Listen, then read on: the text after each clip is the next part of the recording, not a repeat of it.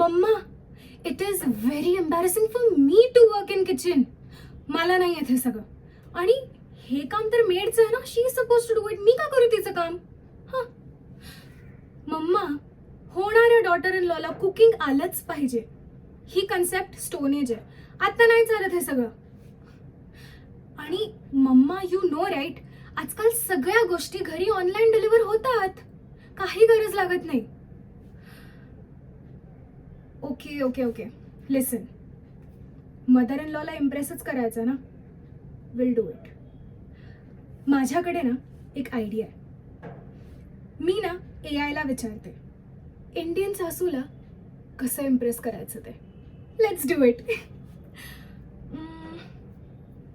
Okay, हां.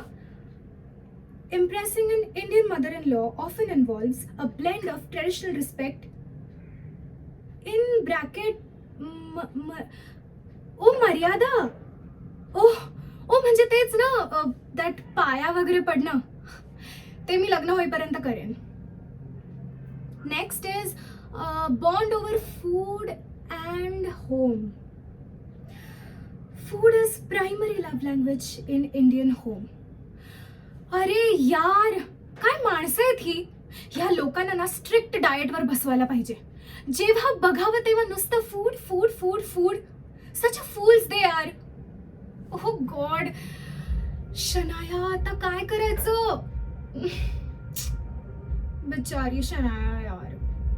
What am I suppose to do now?